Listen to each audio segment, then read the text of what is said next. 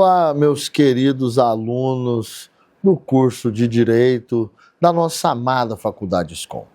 Sejam muito bem-vindos à aula número 2 da nossa disciplina Sociologia Geral e Jurídica, aonde eu, professor Laci Marcos Dias, tenho o prazer e a grande satisfação de guiá-los nessa aventura pelo mundo do conhecimento. Nessa unidade, nós vamos verificar a sociologia como uma disciplina científica. Na unidade 1, nós observamos que a sociologia ela advém dos estudos de Augusto Comte, Karl Marx, Durkheim, analisando os fenômenos sociais, os movimentos sociais e lançando as bases científicas para esse estudo. Mas quais são essas bases científicas que a sociologia tem que adveio a ser uma cadeira, a ser uma ciência? A sociologia advém do senso comum, da observação. Só que a sociologia ela se transforma para uma pesquisa empírica, com método, com rigor, com busca de resultado e um padrão de atuação para que ela obtenha aquele determinado resultado de forma científica sem contaminação. E como que se dá isso? Ora, primeiro, pela mudança da sociedade. Nós vimos que a revolução social da industrialização dos povos na comunidade europeia mudou completamente a sociedade. Como estamos vendo nesse exato momento a revolução digital mudar o comportamento de toda a sociedade e nós temos que analisar e estudar e lançar bases para direito digital, cidadania digital, protocolo eletrônico, audiência digital, cidadania digital, conforme você pode ter observado na disciplina de letramento digital, que é a fenomenologia da aplicação das tecnologias de massa e de informática nos dias de hoje. Nós estamos vivendo essa efervescência que aconteceu anteriormente na Revolução Industrial, só que de uma forma diferenciada. Naquela época a sociedade era rural, se transformou urbana. Hoje a nossa sociedade ela era baseada no pessoal e hoje ela é online. Que mudança! Como podemos analisar isso de uma forma através de estudos empíricos? Então, os desafios sociais daquela época, principalmente os trabalhos nas fábricas, geraram algumas formas de eles buscarem alguns resultados, de analisar cada uma daquelas categorias de pessoas que estavam ali dentro. E os métodos científicos foram sendo inicializados por Durkheim, Max Weber, e houve uma expansão desse conhecimento. Porque toda essa criação empírica, ela foi colocada de forma clara, científica, e ela foi aceita por toda a comunidade. Então ela ofereceu padrões de conhecimento para elaboração de leis que mudaram o contexto da vida naquela sociedade. Mas quais são os métodos de pesquisa dentro da sociologia?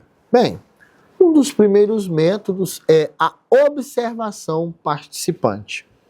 O que é a observação participante? Ora, é o método em que o pesquisador, dentro da vida cotidiana de um determinado grupo ou comunidade, ele passa a abordar, a ser útil e a lidar com todas as questões que estão ligadas profundamente com todo aquele sistema de justiça.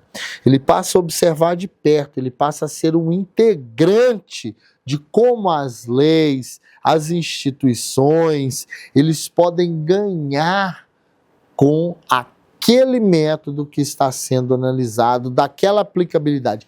Ele vai viver dentro daquela experiência como a justiça é recebida. Segundo método, entrevistas.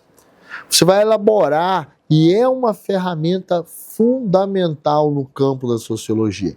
Você permite que o investigador social ele tenha informações privilegiadas para aquele determinado estudo de comportamento social. Estou verificando como é a questão da vida da pessoa, da moradia e renda em uma comunidade extremamente carente. Vamos elaborar um questionário? Quantas pessoas moram na sua casa? Quanto é a sua renda? Qual é a média de idade? Quantos filhos você tem? E eu vou padronizar aquilo ali e vou investigar toda aquela comunidade e vou estabelecer o quê? Uma estatística. Eu vou fazer um levantamento. Isso é muito utilizado hoje.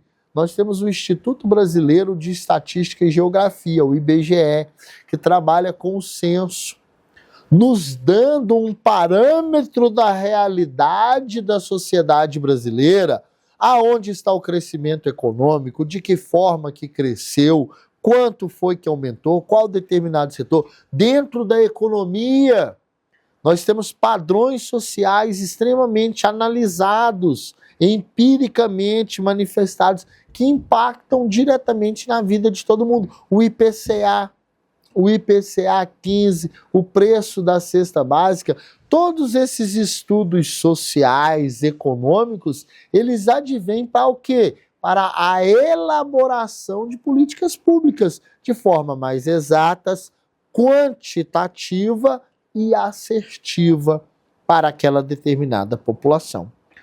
Outra forma de pesquisa são sessões em grupo.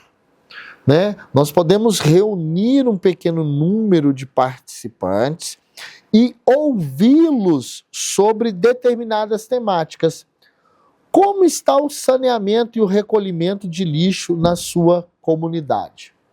Vamos reunir 3 lideranças, 5, e vamos ouvi-las, vamos entender a realidade de cada momento do dia a dia dessa comunidade.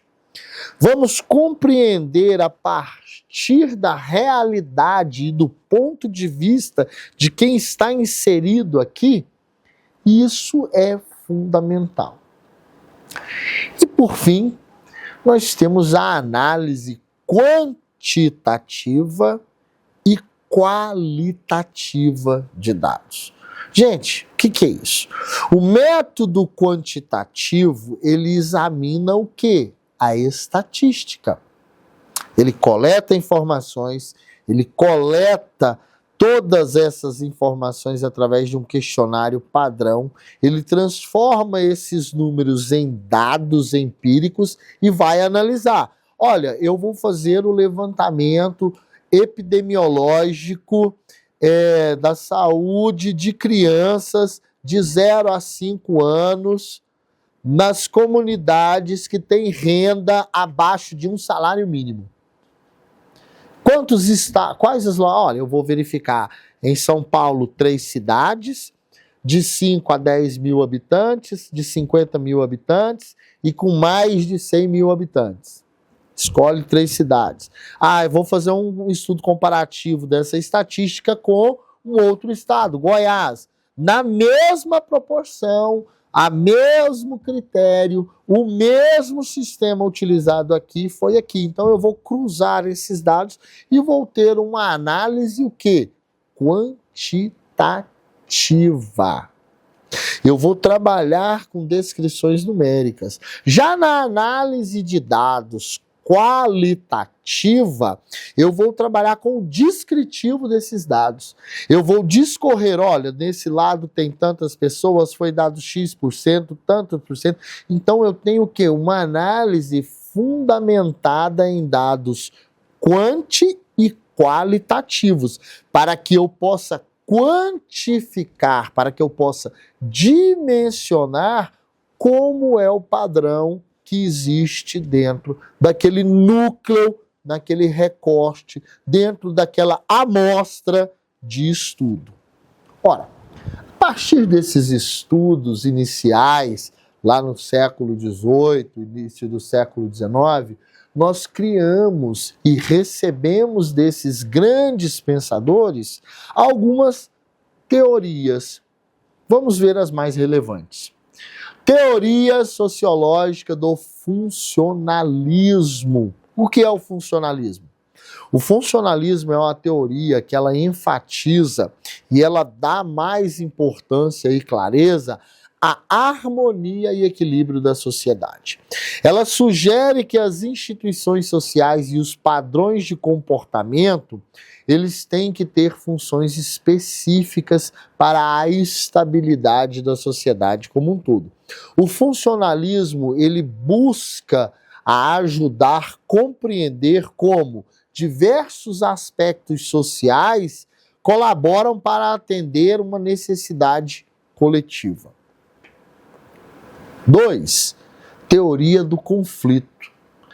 Ela parte do pensamento de desigualdade. Ela parte da organização de quais são os conflitos de interesse relevantes dentro da sociedade. Ela permite analisar as disparidades sociais, principalmente através das lutas de resistência. E aí você tem vários movimentos que saem e são estudados. Movimento dos sem terra, movimento pela categoria da habitação, movimento feminino, entre outras resistências que buscam se estabelecer dentro do território nacional, gerando o quê? O planejamento de leis para a inserção dessas pessoas na comunidade. Interacolonialismo simbólico. Gente, ele concentra no quê? Em verificar como é a simbologia da pessoa. Está aí um laço cultural ligado à religião, aos símbolos, ao método de construção da realidade social, explorando o quê? A compreensão e o significado das experiências de cada comunidade social. Assim, eu tenho o estudo das comunidades originárias, que são os indígenas, eu tenho o estudo da comunidade afro-brasileira, através dos quilombolas, dos terreiros de candomblé, das linhas de matriz africana, dentro do próprio catolicismo, o protestantismo. Então são figuras simbólicas que eu estou analisando como que o ser humano, como que a sociedade entende aquele significado de experiência coletiva. Tá. As relações da sociologia e os fenômenos sociais, ela traz uma questão muito integrada, que é o quê? O funcionalismo. Como que essa sociedade se encaixa dentro desse funcionamento geral? Como que instituições políticas, educacionais, religiosas, de trabalho, se agrupam para poder dar suporte e como é a mudança da estrutura da maior unidade de discernimento da sociedade, que é quem? A família. E aí nós temos grandes vertentes, grandes estudos, para que você possa ter a observação entre o senso comum e o senso científico. Gostaram? Então aprofunde seu conhecimento, leia o nosso material, fale com o tutor, busque compreender não você como um indivíduo isolado, mas você como um indivíduo inserido dentro da comunidade e a comunidade inserida dentro de um grupo maior e assim por diante. Você vai compreender melhor a questão da sociologia. Um forte abraço, até a nossa próxima aula.